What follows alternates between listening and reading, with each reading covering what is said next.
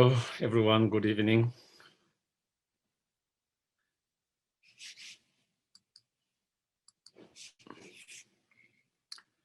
Again, nice to see everyone. Thank you for joining today. So, again, as usual, we would start with a brief cultivating good intentions. And for that, we try to quiet our mind by watching the breath for a few moments.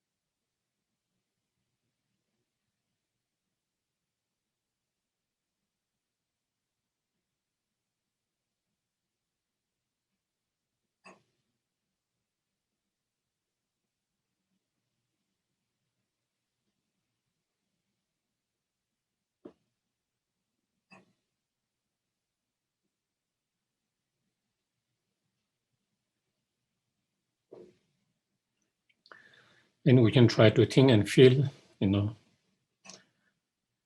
may us coming here together with good intention and giving our precious time, listening to the talk, and thinking, reflecting on the meaning of those, contemplating on them, discussions.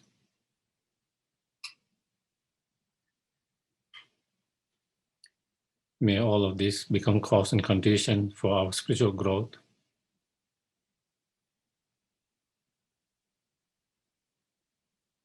To progress on our path.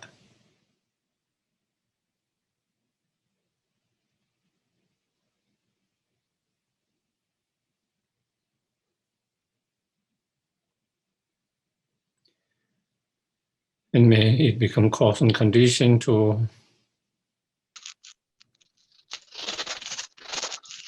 cultivate the bodhicitta mind and wisdom within our mind streams, and to be able to practice and complete the practice of 6 perfections.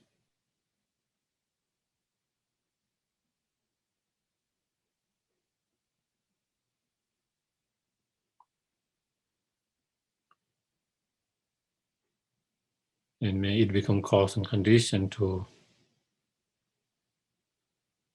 obtain fully awakened states, so we can be most benefit, health to all sentient beings.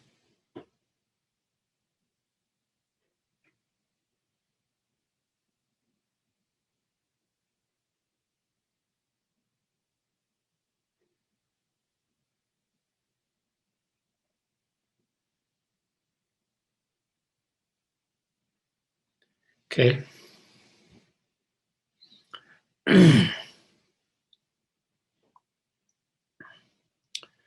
go for refuge until I am enlightened to the Buddha, the Dharma, and the Supreme Assembly. By the merits I create through listening to the Dharma, may I become a Buddha in order to benefit all sentient beings. Sangye Chodon Zoge Zonam La, Chanju Bhagavad Dane, Agi Sheshegi Ve Sonam, Lola Penje Sangye Dova, Sangye Chodon Zoge Zonam, Chanju Bhagavad Dane, Agi Sheshegi Ve Sonam, Lola Penje Sangye Dova.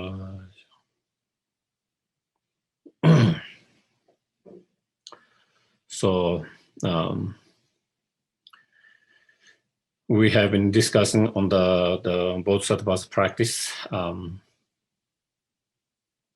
the 6 perfections or 6 paramita, and within that we kind of discuss the first 3 so far, the paramita of generosity, morality, and patience, and the 4th one is the perfection of the paramita of the practice of paramita of, joyous effort or enthusiasm or diligent, whatever you call it. Yeah. So that is the practice that we will be discussing today about.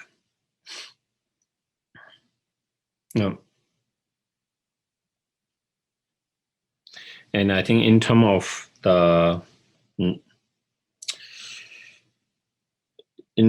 the verses that we, because we have been following these particular verses, and is LC 104. I think that is what it is.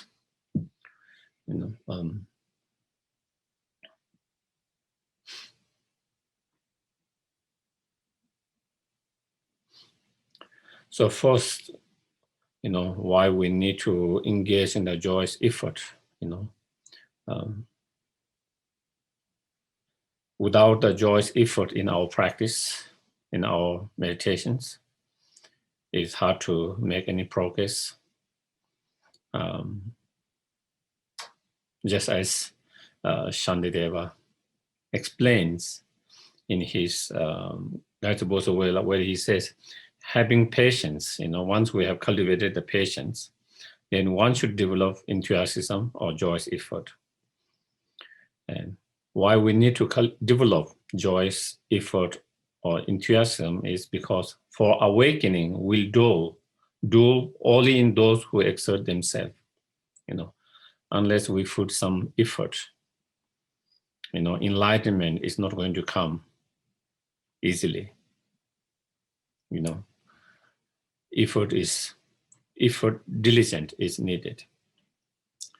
And then he said, just as there is no movement without wind, no merit does not occur without enthusiasm. So, by giving an example of winds that move, clouds, winds, the clouds, dust, all of them, without the wind, things does not move. In same way, it is the enthusiasm, it is the joyous effort that move our practice, that moves and take our practice further and more development, our path further,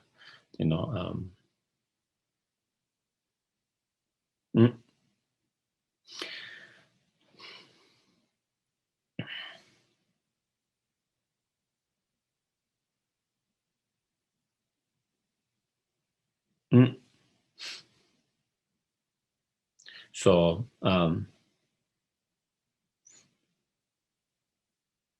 so we need the joyous effort in our practice in order to cultivate and develop those virtues that we have not already cultivated, and in order to maintain the virtues that we have already cultivated so that it does not decrease, that it does not diminish.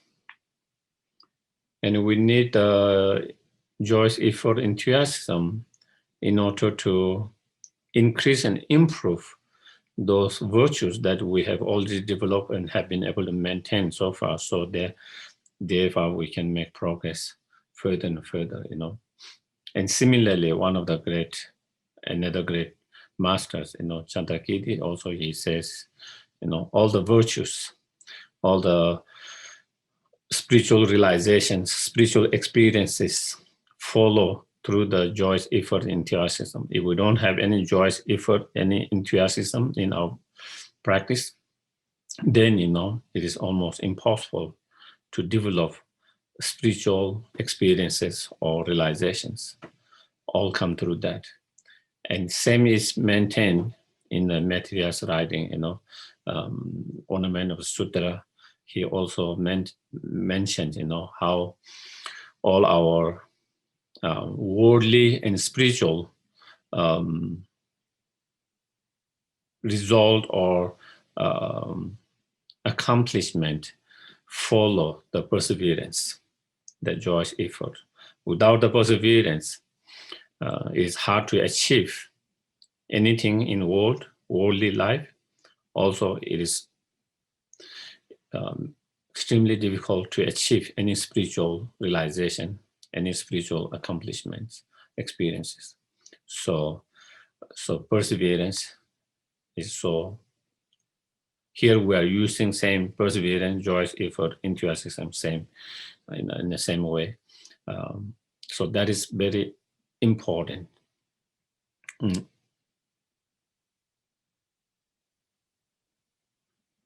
So what is the joyous effort, that we are talking about, or enthusiasm, or perseverance? When we talk about as it being one of the practice of the Bodhisattva practice as one of the paramita or perfections,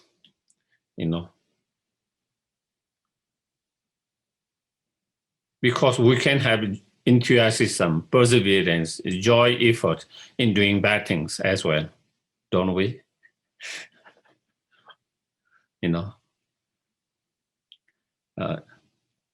Especially, I think we have more joy and enthusiasm when doing non-virtues, samsaric things,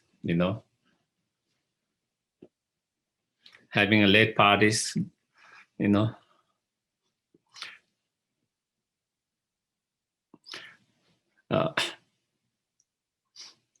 so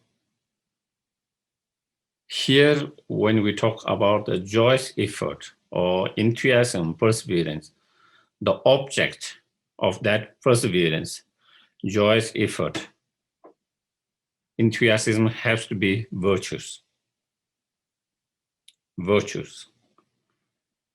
If the object of your enthusiasm or joyous effort is non-virtues, or it is more kind of neutral, which is neither virtues, neither non-virtues, if it's a kind of object more neutral, then it is not the Bodhisattva's practice, the paramita, the perfection of paramita, joyous effort we are talking about here.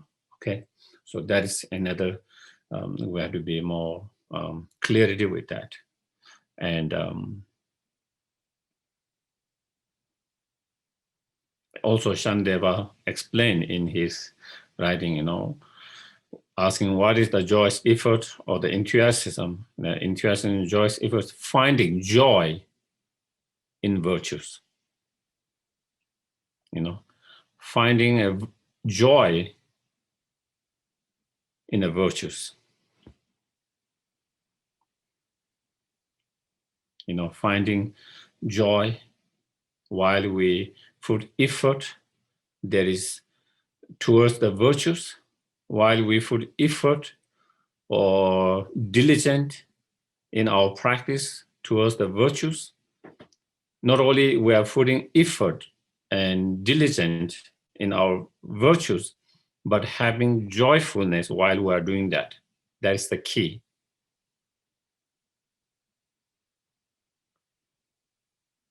Because also sometimes we can have enthusiasm, I don't know the enthusiasm, effort or perseverance, but that might not be very joyful.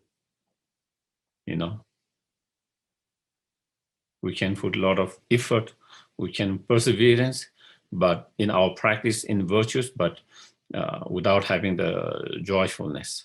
And so that is where here is saying, you need to have the perseverance and the diligence towards the practice, toward the virtues, but at the same time finding joy in that. Finding joy in that. And to be able to perseverance, to be able to put effort in virtues with a joyfulness is what the fourth paramita is, the paramita of enthusiasm or joyous effort. Okay.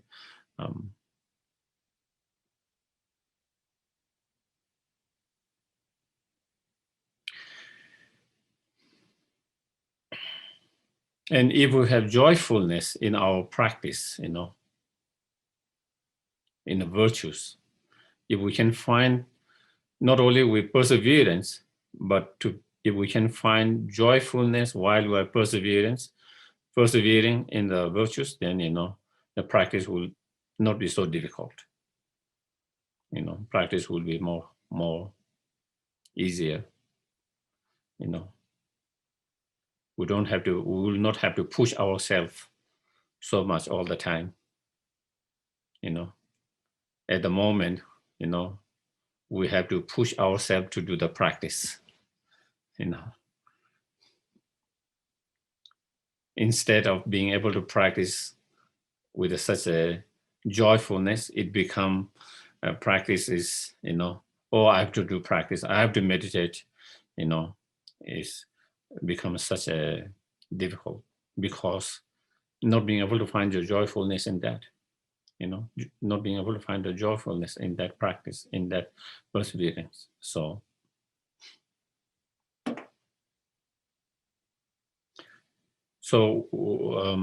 we spoke a little bit about the why we need to cultivate the joyous effort, this practice, why we need to develop, engage in this practice. Secondly, we talk a little bit about what the joyous effort means here, what is the object of that joyous effort, and what does joyous effort means. And thirdly, we will talk a little bit about some different kind of a joyous effort. Like again, as I mentioned before, comes numbers, 3 type of joyous efforts. Okay. As we have been finding with each of those practice, and so a slightly different kind of joyous effort. And then we will discuss how to cultivate that joyous effort. So within the joyous effort, there are 3 types of joyous effort.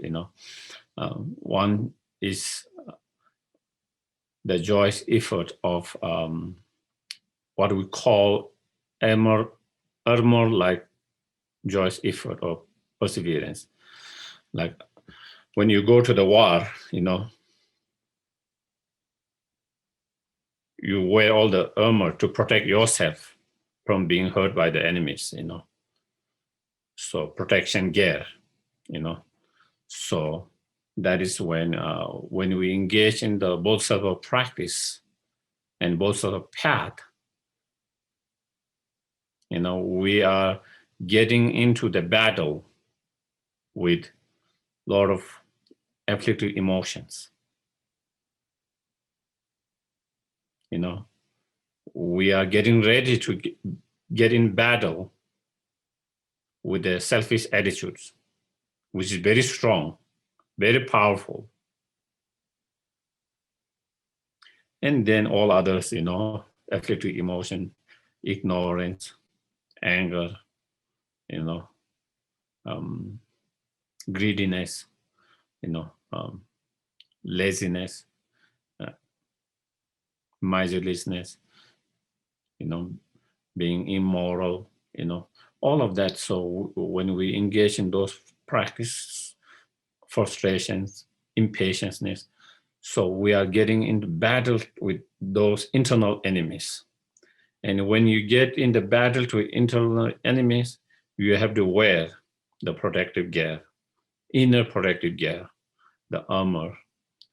And so that is what, the meaning of that armor-like perseverance, or armor-like joyous effort or enthusiasm. Then, like others, perseverance in engaging the virtues, and the perseverance so that is the second. And third one, perseverance or joyous effort in working for the benefit of others. Okay. Again, of course, whatever virtues we engage into, whatever virtues, to through any of the doors, body, speech, and mind, whatever virtues, form of virtues from whatever 3 doors we engage into, we try to engage those virtues, those practice with the perseverance and joyfulness. So that's second. Third one, when we are trying to be help and benefit to others, when we are trying to be helpful to others, when we are trying to be service to others, also we try to do service and benefit and help to others with the perseverance, with the effort. But not only perseverance and effort, also joyfulness. Instead of feeling, being pressure to do it. Do you get it? Sometimes you feel pressure to do it, pressure to be service, pressure to be help to someone. And that kind of pressure could come from many different sources, from the society, from the families, feeling of responsibility, guilties. Do you get it? Feeling of guiltiness if I don't do that, all of that, the difference. It could come from outside, it could come from inside, but basically we feel almost being pressured to do that. So there's no kind of joyfulness in doing that. You are doing service to others, you are trying to help someone, but there's no joyfulness that. So when we do that, again, trying to bring the joyfulness in that. That is, and so we try to do that with the happiness, joyfulness, and perseverance with the joyful and happiness. So that is 3 type of the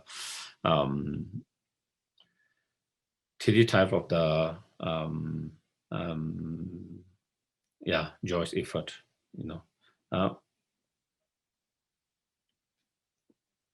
and I think that is where it comes, like page number, not page number, I think it's page number 7, LC 104, because last week we finished 103. And there it says, even if I must remain in oceans of eons, okay? Oceans of eons, meaning oceans is example of many, vast, many eons, in the fairy hell of apogee. So that is the most intense suffering that there is in the samsara, the place where it is the most intense, or state, maybe more than a place, it is the state where there is the most intense suffering. So even we have to be in that state where there is the most intense suffering in the samsara, for sake of even just one sentient beings, in order to be service, in order to help, in order to benefit just one sentient beings, even if I have to remain there for eons and eons. I seek your blessings to the Guru, the Buddhas, the merit field. I seek your blessing to complete the perfection of joyous effort, that out of compassion, untiringly strive for the supreme enlightenment, and not giving up. So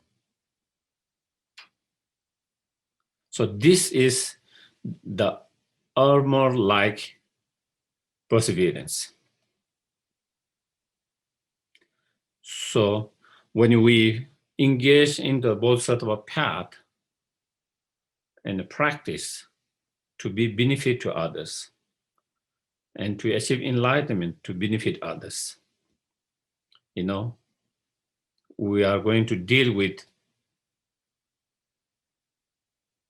countless sentient beings. That could mean eons and eons. And so you are like protective gear and armor from the very beginning. You are preparing yourself for the worst scenario. Do you get it? Mentally, you are preparing for the worst scenario, what it could be. you know. And with that kind of attitude, courage, if you start, then, you know, you will not be discouraged by some obstacles on the path. You will not be easily discouraged and give up the Bodhisattva path, the practice of Bodhisattvas, the practice of being service to others, the practice of trying to help others, the practice to achieve enlightenment. All of you will not easily give up because you become very discouraged, because you've encountered some obstacles, different obstacles, afflictive emotions, you know, discomfort, discomfort situations, you know, sickness, death, whatever, you know, they're different. And sometimes even when we try to be help to others, sometimes people, instead of appreciating, they might even be nasty to you back. And if we don't have that kind of armor, protective, we will easily be, you know, devastated. And then we might feel, you know, there's no point of trying to be help and benefit to others. Better to be selfish and just work for ourselves, isn't it? Sometimes such thought can arise. Feeling can arise for us when we are trying to do something good for others. Whether it's an organization, whether it's an individual, one individual, many individuals, with your best intention, good intentions, trying to help, be benefit to others. But sometimes instead of people being appreciative, sometimes they might even accuse you something.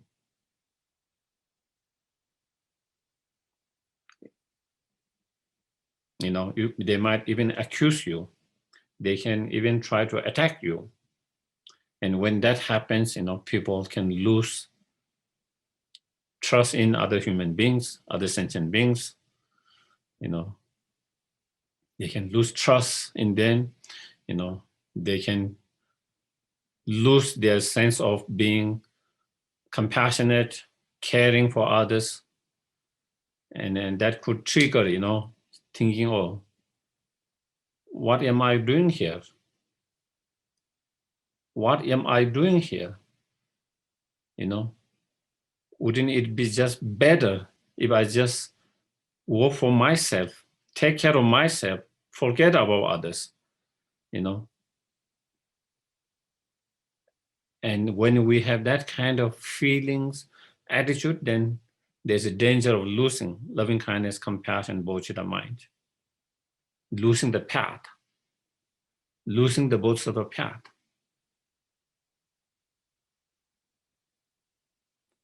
And so therefore, from the very beginning, we shouldn't be so naive thinking, you know, because I'm bodhisattva path, because I'm trying to be kind, compassionate to everyone is going to be nice to me. It doesn't happen all the time. A lot of time it happens, but not all the time. You know, so we must expect, you know, all kind of obstacles on our path, all kind of obstacles on our path. And the willingness and the courage to deal with all these challenges, all these obstacles, and not being kind of discouraged by all these obstacles. But it is not easy to do that at that time, in that matter. And so we have to prepare from the very beginning. And so that is where this example giving, you know, this could be the one of the worst scenario, to be in a state of the most intense suffering, not just for one day, week, month, year, one life, eons and eons. For what? to help one sentient beings. If it is to help millions of sentient beings, you might feel, oh, it's a little worthwhile, to go through the hardship because I'm helping millions of people, billions of sentient beings. But is it worthwhile to go through all this for just one sentient being? Maybe not worthwhile. Do you guys? That's how our mind, am I willing to go through all this hardship just for one sentient being, for that amount of the period of time? So that is where the Bodhisattvas from the very beginning, and that is one of the advice His Holiness and attitude he has, he always, and advice he gives to everyone, especially the Tibetans, because of their situations. His advice is always hope for the best. Always do not lose the hope. Always have a hope and hope for the best, but prepare for the worst. Because you can hope for the best, but you never know what outcome will be. It could be not as great as we hope for. And so mentally, you have to prepare for the worst from the very beginning. And if something goes wrong, your mind is prepared to accept and deal with that to a certain degree. It will not be kind of shock, total surprise shock, devastating. And so that is the key here, the Bodhisattvas, that is how they train their mind, by having that kind of armor from the very beginning. And that is for us to apply that in every day our life. Instead of thinking, I wish and I hope I will make some progress in my spiritual path to have some positive transformations, some spiritual experience realizations. But at the same time, even I do not have that in this lifetime, even it might take many lifetimes, I will not give up my practice. I will continue to do the practice. So that kind of attitude we should have. Otherwise, you expect to have result quickly, and when it doesn't come, you are disappointed.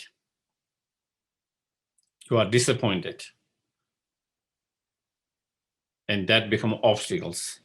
And then you think, is it worth practicing it? If I can't see any results quickly, I've been practicing meditating for such and such years, and still I don't see so much of progress.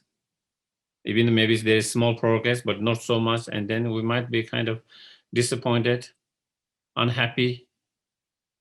And then we started to doubt the practice.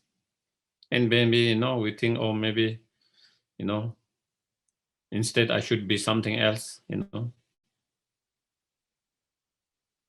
And so then we lose the path. So that is,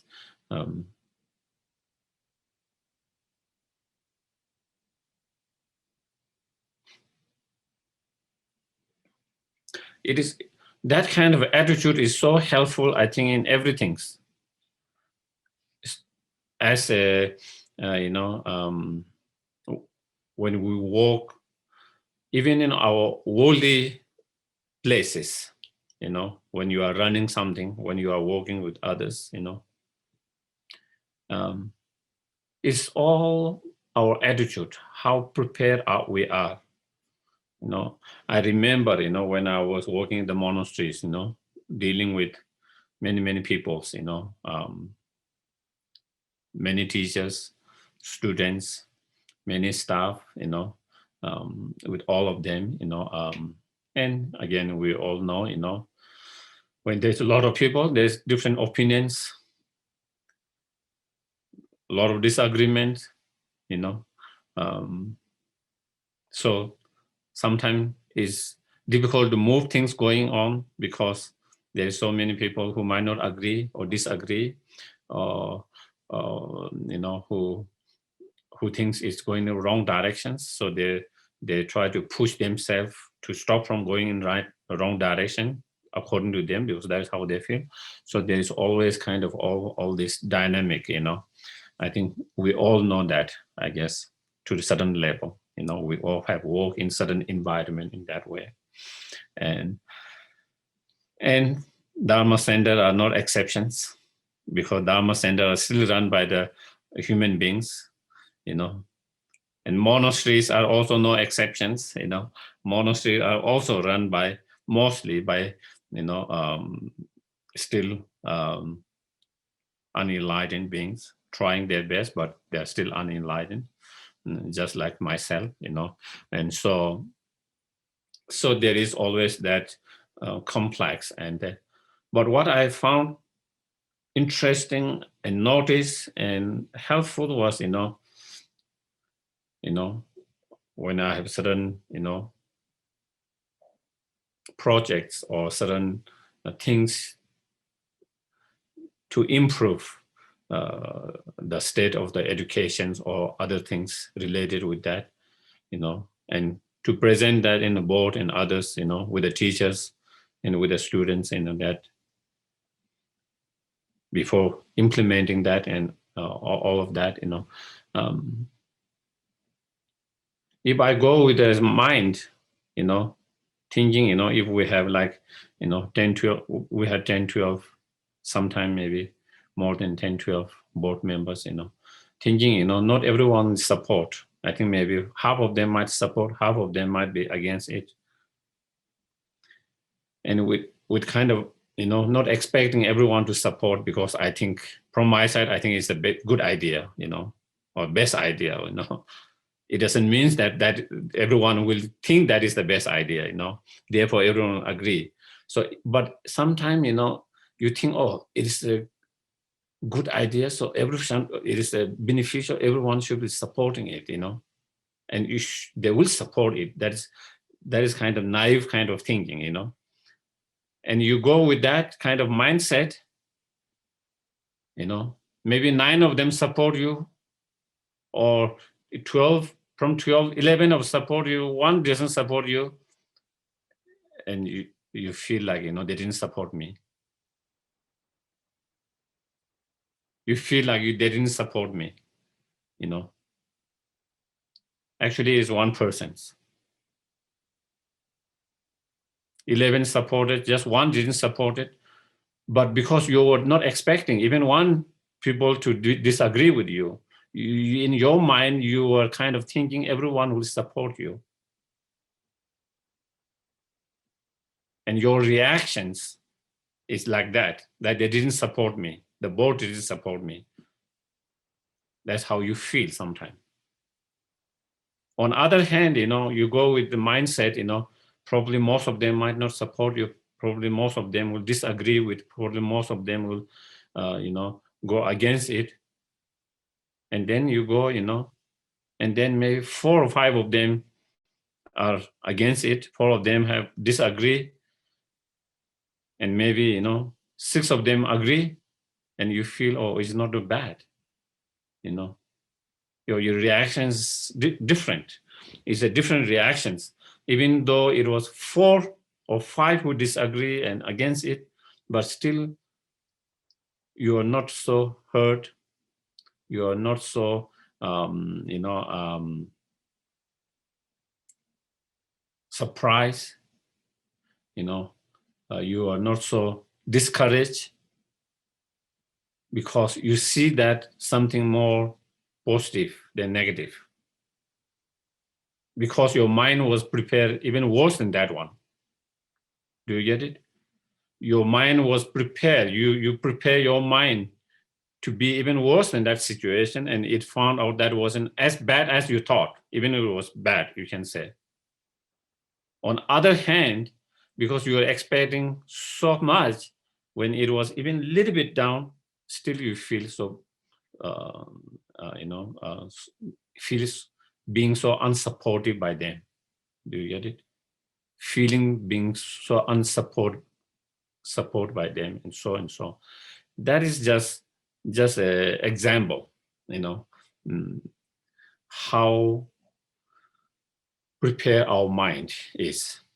And it, I find it feels when we prepare, when we have a conversations, whether it's in society or even one-to-one persons, even one-to-one individuals, when we need to have some discussions, expecting the worst that could go, and not expecting, preparing for the worst that our conversation could go, and being ready with that to deal with that, the worst scenario. Then I think, if something doesn't go so well, still you can manage it much better emotionally, mentally, because your mind is prepared even more worse than the actual what happens. On the other hand, if we are not mentally prepared for that, then even small obstacles, even small challenges, we might not be mentally be able to handle it in a positive way. So that is, that kind of the armor like perseverance here is talk about, that preparing ourselves like that way is a very essential, very important, I think, in every aspect of our life, definitely on our spiritual life, our spiritual practice, also in our, ordinary everyday life interactions. I think that will be very helpful to have that kind of preparations, that kind of preparing ourselves for that kind, with that kind of attitude can be very, very helpful. And I definitely find helpful even in very small, nothing like here, but in a very small things, even in very, very small things.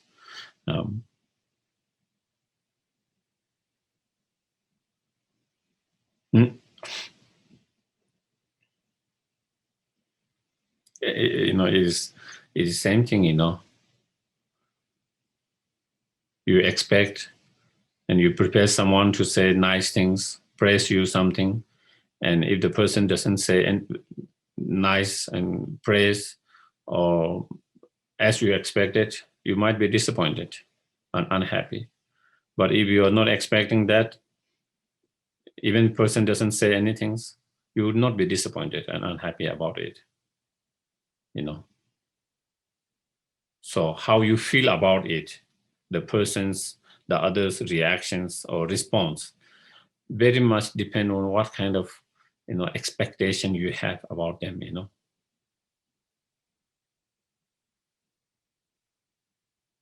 And so that can affect our emotional response.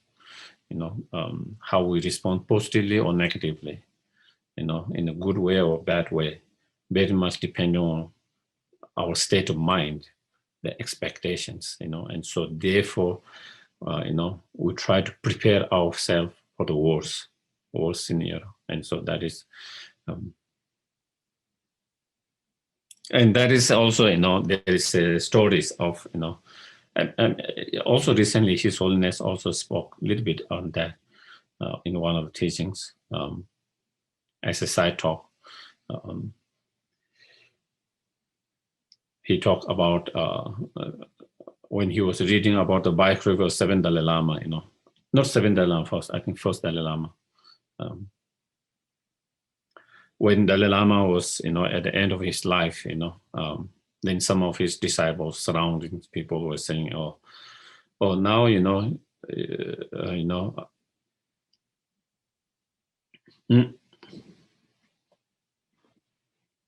something like, I don't remember exact wording, but like something by, you should be excited and happy now after your passing away. You will be in Pure Land, one of the Pure Land." And then the first Dalai Lama say, I have no intentions of being in a Pure Land. I have no intention of being in that. I have the intention, I would rather come to where there's more suffering so I can be help and benefit. you know. That is his, he said, I would rather come where there is most need and where there's more suffering. And Phondin Dalai Lama said when he was reading that, his biography, and when he saw that, it came to that, he said it really touched his heart, his mind very deeply, And His Holiness quite often talk about that too.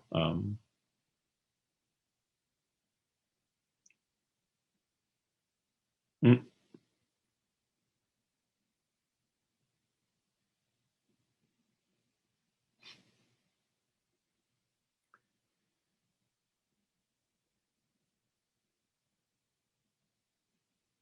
So, for us, we want to be in the Pure Land, and we end up in the samsara.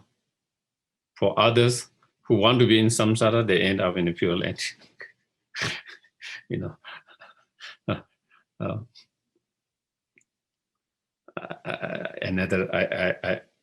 I recollect one of our teachers, Lama Lundu, the abbot in Kopan. I wasn't there when he passed away. I saw him maybe 20 days before he passed away, and I was in tour in Europe. And then when I was in Italy, I heard that he just passed away. So anyway, but I saw someone has taken some video clips a day before he passed away, and Lama Tsopa Rinpoche was also at Kopan at that time, and so he wanted to make a request and offering to Lama Tsopa Rinpoche. Lama Tsopa Rinpoche came to see him, in his room, and you can hardly hear him speak very, Lama Lundu, because he had a cancer, for a while, and almost like whispering, very, very low sound, then he make offerings to Lama Tsopa Rinpoche, and he says, and which is his guru as well, and he say, he make a request, like his last request to his guru, like to his teacher, his last request, he say, please bless me to be in hell realms if that is the best to be. That was like his last request to his teacher, to his guru. In our cases, please bless me that I don't go to the hell realms. Okay. Please bless me that I don't suffer. But that is the attitude of the Bodhisattvas. Wherever is most beneficial, wherever is most needed, they want to be there. And so that was his final last request to his teacher, guru. He said, if it is beneficial for me to be in hell realm, please bless me to be there. And so mentally, he was prepared for that. He was prepared to be in that state. But in reality, he came back reincarnation as a human beings, So when you prepare for the worst, the situation is better. When you prepare for the best, the situation doesn't end up the best. And that is what I'm trying to, and that was same connection that I was trying to make with His Holiness Dalai Lama about that story, was that too. He mentioned something about, there was some, I don't know, during that there was something about Pure Land. I think maybe someone asked the questions, or there was something, and then he said, when we have this selfish attitude, or I want to be born in Pure Land, please bless me to be in Pure Land. I want to be in Pure Land. Like, most likely you will not end up in Pure Land. That is what he said. Yeah. And so Yeah, I think I went off a little bit kind of, where did I go? So we're talking about the first, the enthusiasm, more like enthusiasm or perseverance. So that was where we were. So I guess maybe how to develop enthusiasm, I think maybe we might have to discuss next time, I think, because of the, because there's bit to discuss and I don't think I can talk all of them in now 10 minutes. But so that is Amala enthusiasm. Then enthusiasm, of course, in the virtues. I already spoke a little bit before.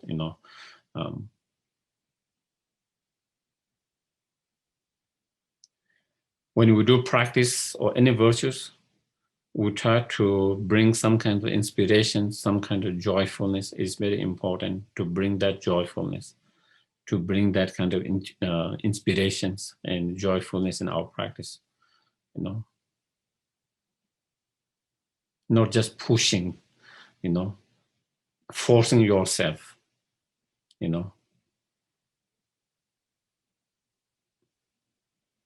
where there's no joy, but you are being forced to do it, and then it's difficult to have the good result, just as sentient beings are equally, is our mind is similar like that, like children's, whether it's children or adult as well, when someone forces you to do something, you become more resisting rebel, you try to go against it because someone is trying to force you to do something. That is our mentality. You see in the children's where they try to go against parents, when they feel like they are being forced to do something which they don't feel about it, they feel like the parents are forcing. And not only the children, I think the adults are also similar, I am also a little bit like that, stubborn,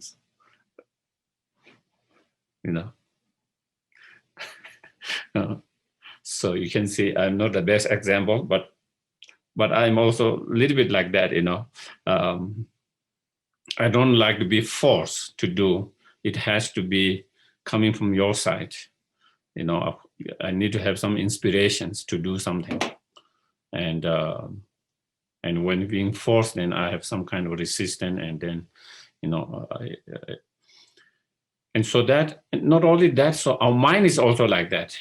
Our mind, when we don't find a joyful inspiration in that, and when you try to force it, then also then there's more resistance and more blockage in our mind to make progress, in our practice. So that is where, we have to develop sense of mind that is more inspiring and joyfulness in doing the practice, doing the whatever virtues you are trying to do, in doing whatever meditation you are trying to do. And we have to find our own way to find inspirations and the joyfulness in the virtue, in the practice, is one of the important factors as part of this training, this particular training,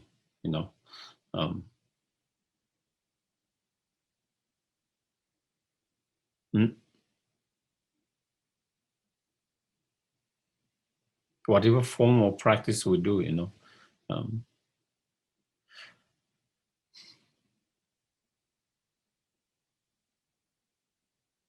and sometimes when our mind is resisting, our body also started to resist.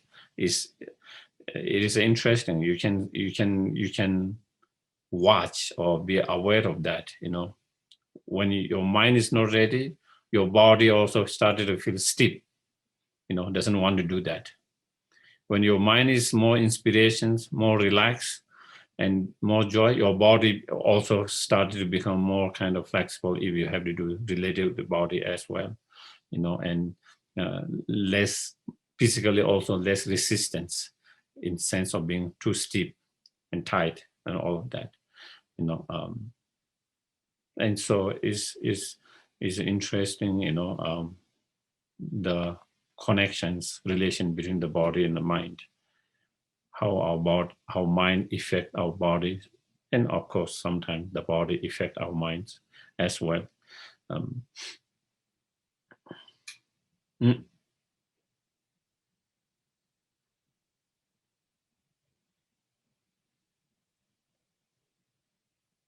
And we also spoke about third, trying to find a perseverance, joyful perseverance in helping and benefiting others. Then it is become, once you find a joyfulness that, then you can become a long-running horse, what you call the marathon, or long running horse. You can be able to help and benefit and be service for a long time. On the other hand, if we don't have joyfulness in doing that service and help benefit to others, you can kind of burn out very easily. You can, you will be able to give for a very short period. After some time, you will feel stress, burn out, tired out, unhappy, all of that.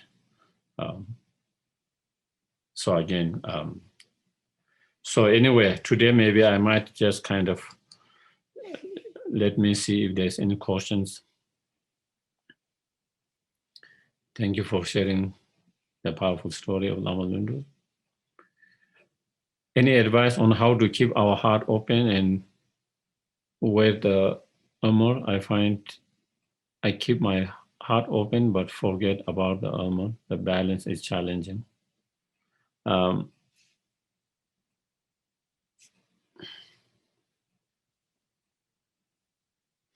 I don't know exactly exact meaning when you say the keep the heart open, because we can definitely keep our heart open with, at the same time wearing the armor is kind of, well, I'm open my heart, but it doesn't mean the other person will also open heart and be as receptive as I open. So wearing armor like is a kind of mentally preparing for the reactions or response from not necessarily good for your open heartedness. They might respond in a negative way for your being open-hearted. So, but if you are mentally prepare yourself, that could be the response. But even that is the response, I will not stop opening my heart. That is the more like, mentally preparing, that person's, even I'm opening my heart, that person might not appreciate it. Instead, that person might be, even kind of,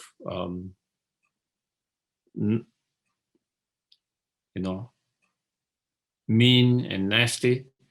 Even if that person's response or react with nastiness and meanness, even for my open-hearted, even for my heart, my open-hearted, I will not give up from being open-minded. I will not give up from being opening my heart. And so not allowing that person's response or reaction to close your heart, and so mentally kind of preparing that is what we call more like here in these cases, that is like that. Of course, in practical level, sometimes, we have to be also realistic, practical as well, These are great bodhisattva's practice, ideal practice. We would like to reach that point, but we are not there. Also, we have to be honest with ourselves, and we shouldn't pretend we are there and pretend like we are there and not being able to handle it. So therefore, we have to be also realistic and practical. And sometimes when we give, so much, because we want to give, but sometimes our body might need a rest. Sometimes our mind might need a rest. Being aware of that. When it needs a rest, learning how to give rest to your body and mind,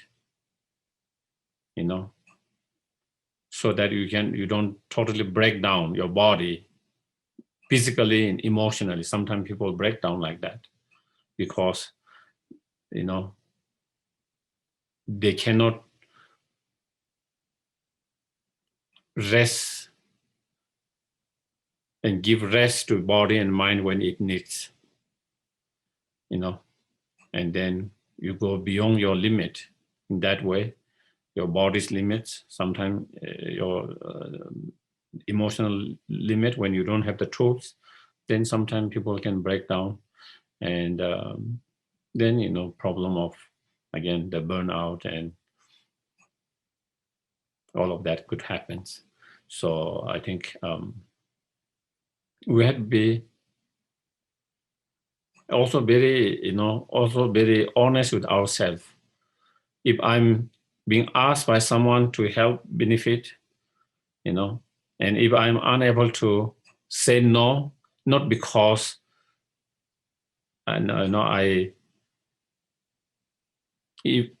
for example, as much as you want to give, but sometimes maybe due to many restraints, your from many different angles, you might not be able to,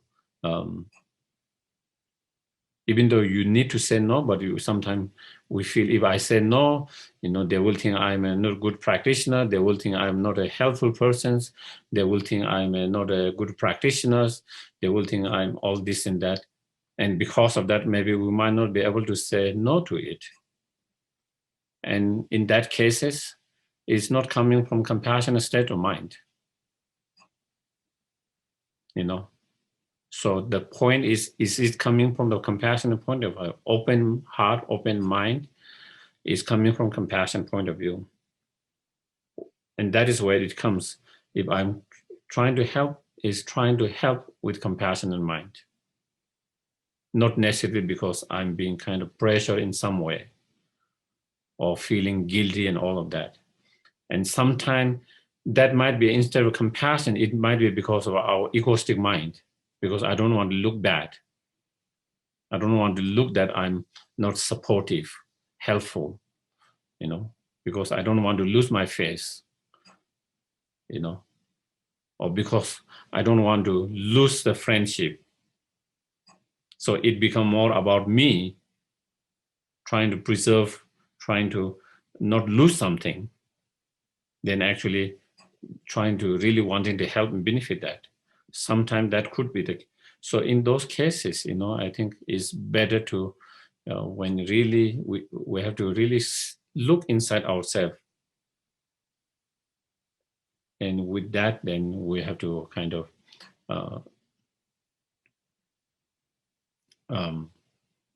engage. Yeah.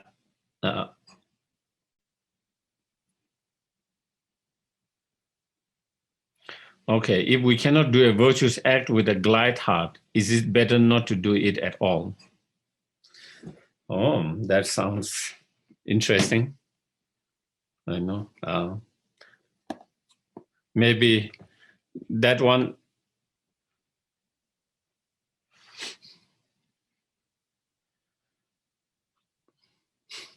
joyfulness doesn't come from the very beginning. We have to train. So virtues, even if it's not joyful, we have to do it, but at the same time, we have to find our way to enjoy it and how to make it more enjoyable. If we don't stop doing the virtues until we find joyfulness, probably we might never start. We might never be able to start the virtues, we will never be able to start. It's just like, shall we do what should we do, whether we are able to do it perfectly or not, is similar question like that. If we wait to do something until we can get perfect to it, we'll never be able to do anything, because from imperfect we start and trying to be more and more perfect, and then slowly we reach that point. And same with joyfulness. At the very beginning it might not come with the joyfulness, but still we try to do it, and then trying to find a way to how to make it more joyfulness, more inspiring, more joyfulness. And that is part of the process, part of the path, part of the learning, part of the training, as we go by, how to bring more joy in our practice. Slowly finding our own ways, trying different things, different ways to make it more joyful, and then make it more joyful. And so, yeah. Okay, so maybe we'll do the dedications.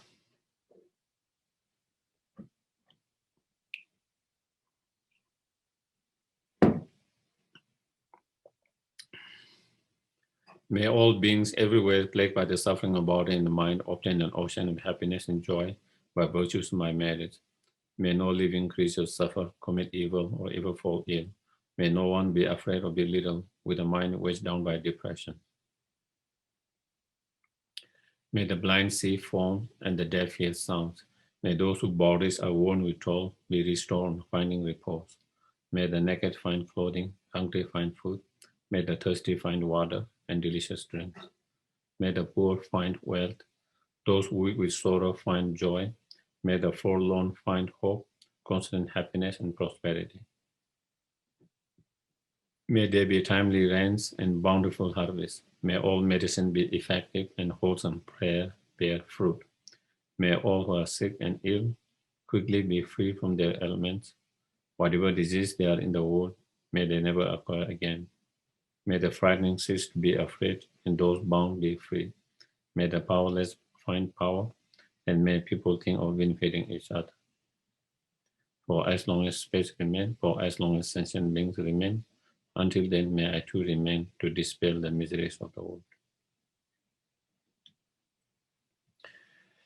So thank you very much, everyone, again for joining today, and thank you. Good night, everyone. Good night. Thank you,